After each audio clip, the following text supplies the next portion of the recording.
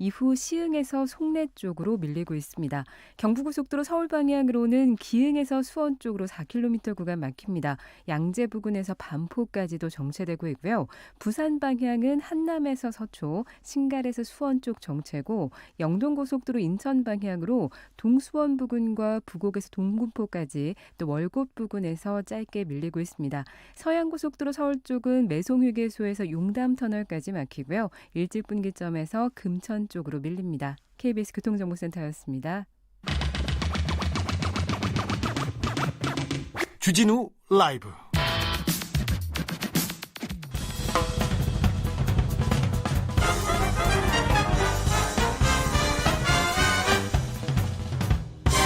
훅 인터뷰.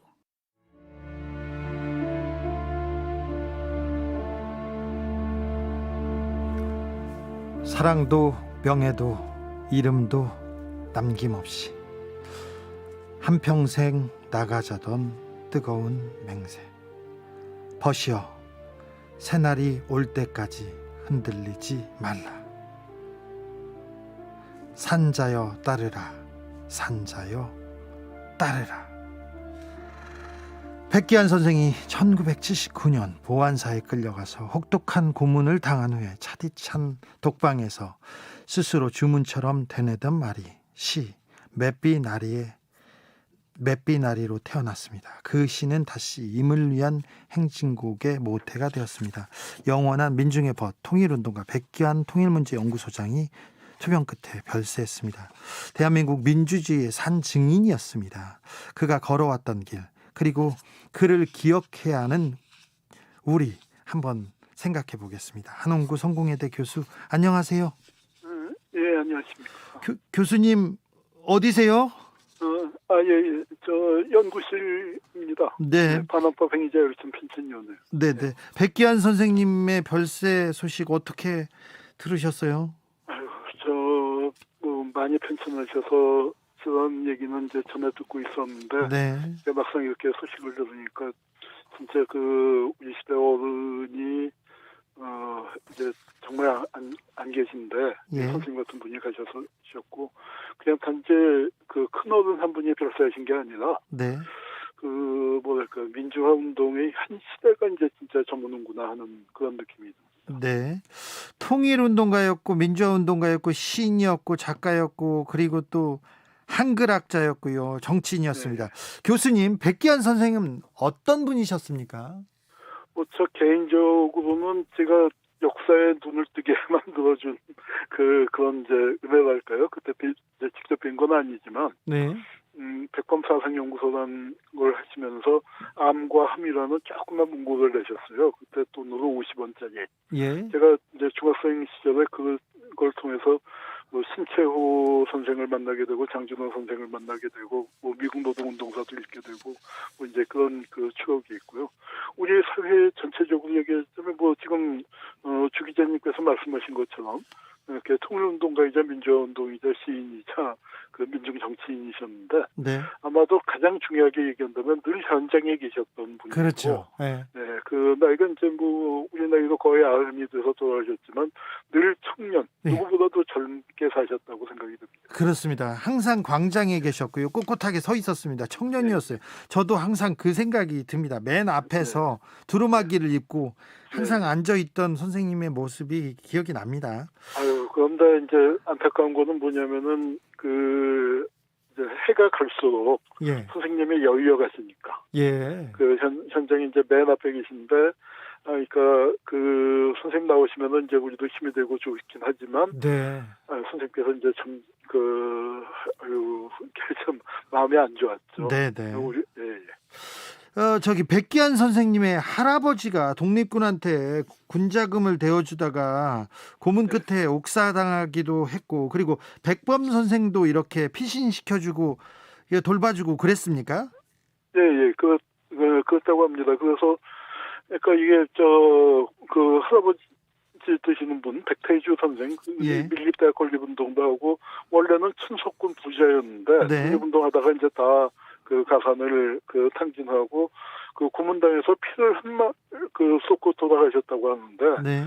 우리 백기환 선생님도 고문을 많이 당하셨고요. 이제 그 할아버지 그 인연으로 해서 이제 저 백범 선생하고 또 아주 어렸을 때 예. 백범 선생의 눈에 들었는데 예. 백범 선생께서 그 이제 공부시켜주겠다 하셨는데 그 아버님 되시는 분도 또 대단한 분이셨나 봐요. 예. 그 이제 백현 선생님은 이제 그 공부시켜준다니까 그 좋아하셨는데 네 힘으로 깨쳐나가야 네가 혁명가가 되든지 깡패가 되든지 뭐가 되든지 네 힘으로 해야지 하면서 그 도움을 못 받게 하셔서 백현 선생님의 공식 학력이 뭐 저 고향에서 초등학교. 월남하기 전에 예. 예, 옛날 국민학교도 그 4학년인가 다니실 것밖에 없죠. 아, 네. 네, 그렇지만 뭐 어떤 지식인보다도 또 우리 문화에 대해서 또 그 역사에 대해서 많은 그 후배들한테 자극을 주셨죠. 백기환 선생님이 반독재 투쟁 그리고 반독재 투쟁 그리고 민주화 운동에 투신하게 된 계기는 무엇입니까? 그러니까 이제 뭐 한국 전쟁을 거치면서 그 선생님 동무들 친구들 18명은 죽었다고 그래요. 네.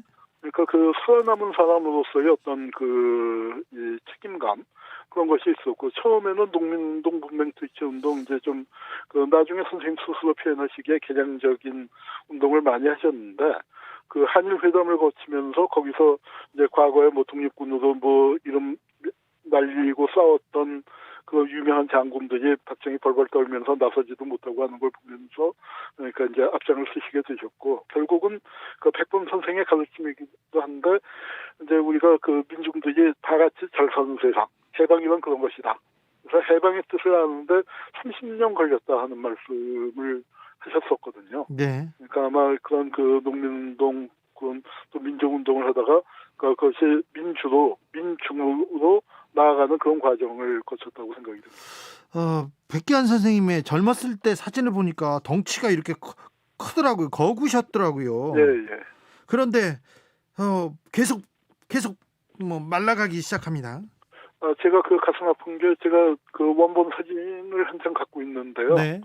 그 79년도에 박정희 죽고 난 다음에 그 YWCA 사건이라고 있었습니다. 네. 결혼. 그러니까 위장 결혼. 그 세력들이 이제 그 정권을 연장해 나가려고 하는 거에 대해서 제야 민주화 운동 쪽에서 네. 계엄 해제를 외치고 민주주의로 이행을 이제 강력하게 촉구하는 그런 운동이었는데 네. 그것을 이제 그 주도하셨다가 이제 위장 결혼식이었어요. 예. 그 집회가 금지돼 있었기 때문에. 집회를 금지시켜 놔가지고 결혼식 하는 것처럼 그 집회를 한 거죠. 그 위장 결혼식이요. 하객들이 모였는데 네. 그 사건으로 잡혀가셔서 이제 가장 심한 고문을 당하셨습니다. 네. 아마 우리 이제 민주화운동 과정에서 그 고문이 유명한 게 이제 김근태 의장이 당하셨고 또 박정철 군이 고문으로 목숨을 잃었지만 네. 실제 제일 심한 고문을 당한 것은 아마 그 백현 선생님이 아니었을까 싶어요. 보안사. 보안사 그 서빙고 분실로 끌려가셔서 정말 이루 말할 수 없는 고문을 당하셨고 그게 이제 그 조선의 범이라고 불리셨던 분인데 네. 이제 그때 몸을 완전히 상하셨어요. 그래서 이제 그 이후에 거기서부터 그 일어나는 과정이 개인으로서나 또 우리 사회로서나 이제 굉장히 큰 어떤 이게 이제 새로운 역사를 만들어내는 과정이었고 광주를 이겨내고 그다음에 그 김근태 그 의장의 남양동에서의 고문 그리고 부천서에서의 고문 그런 걸 딛고 6월 항쟁으로 나아가는 그런 큰 역할을 하신 거죠.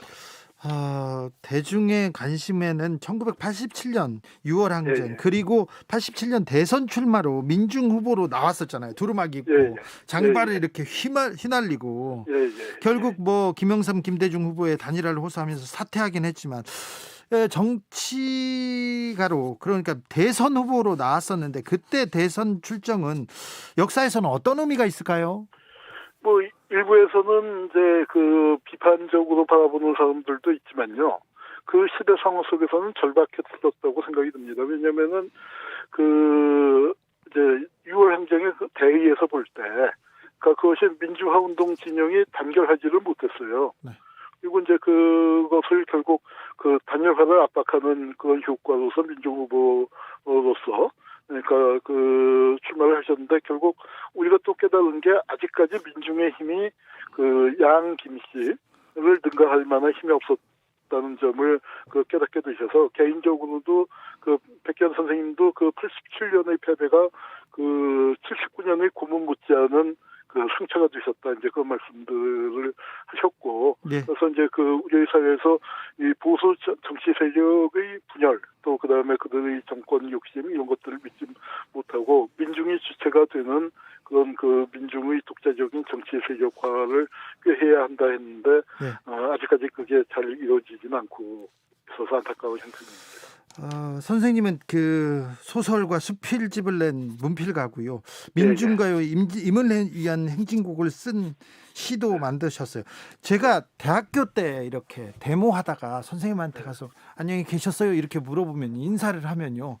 안녕히 그게 한자말이니까 한글로 인사를 해야 된다고 저한테 잘잘 이렇게 인사를 하라는 거예요. 다짜고 잘잘 이건 좀 심한 것 같은데요, 선생님. 그런데 그래도 하다 보면 선생님께서 만들어서 지금 이제 그 죽어 있던 말이 네. 살아나서 이제 많이 쓰는 말이 새내기 뭐그 새내기도 그렇고 동아리도 그렇고 네, 목고지 또 MT 네. 목고지도 그렇고 네. 또 TV 드라마도 됐지만 달동네 네, 달동네 그 판자집 같은 것도 그렇고 예. 이제 그 선생님이 남기신 그 회고록이 있잖아요. 그 예. 회고록이 우리말의 보고죠. 우리말에 아마 그 임꺽정 벽조 홍명회 임꺽정 못지않게 네. 우리말의 보고인데 그게 잘 전수가 안 되고 있는 게 안타깝죠. 네. 저도 모르는 말이 많습니다. 아무튼 갈 때마다 그런 말을 쓰라고 그래가지고 제가 좀 네. 많이 부끄럽다고 얘기했었습니다. 네, 야단도 많이 맞고요. 네, 그러니까 안 쓰면 잘잘 그 말 안 쓰면 뭐라고 또 하시고 그러셨어요. 네. 백기환 선생님 별세 네, 참 가슴 아픈 게 예. 그 뭐냐면 그 이제 그렇게 야단 치신 다음에 하시는 말씀이 뭐냐면 이놈들아 이렇게 그 니들한테 이런 얘기하는 놈도 내가 마지막이야. 아 맞아요. 네, 그 말씀을 늘 하셨는데 네. 이제 선생님 참 그러네요. 네, 아무튼 네, 저도 많이 쫓기고 싸울 때 더 많이 싸우라고 하고 더 열심히 하라고 막 하셨는데 참 좋아 예쁘라 하셨는데. 네, 저한테는 그 이제 반헌법 행위자 열전 핀찬을 한다 했더니 네. 그거 잘 한다고 우리가 네. 맨날 그 저놈들한테 쥐어 터지고 당하는 것만 했는데 저놈들 나쁜 듯한 걸 제대로 잘 정리하라고 격려해 주시고 그러셨어요. 아 그러게요. 최충현님께서 독립운동 하셨던 분들의 자손까지 고문받고 가난과 고통을 받고 친일파들은 떵떵거리고 살다가 자손까지 대한민국의 모든 기득권을 장악하고 떵떵거리고 사니 참 가슴 아픕니다. 얘기합니다. 선생님, 백기환 선생님의 발자취 뭐라고 보십니까? 선생님의 어떤 정신을 우리가 기억해야 합니까?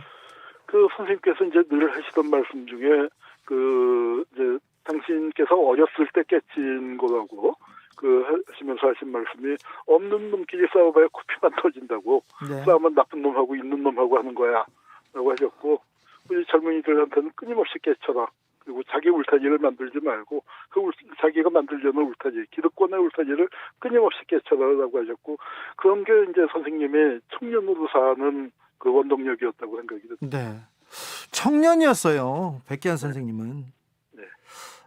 다음 세대도 우리도 백기환 선생님 그 청년 정신 본받아야 될 텐데요. 이제 뭐 주기자나 저나 이제 그 지금 젊은 사람들이 볼 때는 한참 기성세대 아닙니까? 네. 네, 그러니까 우리가 청년들한테는 어떤 모습이 될까와 그다음에 각각 자기 시대의 백기환 같은 분을 만들어내는 거겠죠. 백범 선생 시대에는 백범이 계셨고 민주운동 시대에는 또 장전화 선생님, 백기환 선생님 같은 분이 계셨고 또 이제 우리 시대에는 과연 우리가 어떤 역할을 할 수 있을까가 참 그 어른이 가시니까 그 빈자리가 이제 크게 더 느껴집니다. 네. 통일문제연구소장으로 계셨는데 통일의 주역이 되어야 할 청년이 통일의 반감을 갖는 거에 대해서 마지막까지 좀 슬퍼하셨는데요. 안타까웠습니다. 감사합니다, 교수님. 한홍구 성공회대 교수였습니다. 네, 감사합니다. 네. 1582님께서 백기환이요.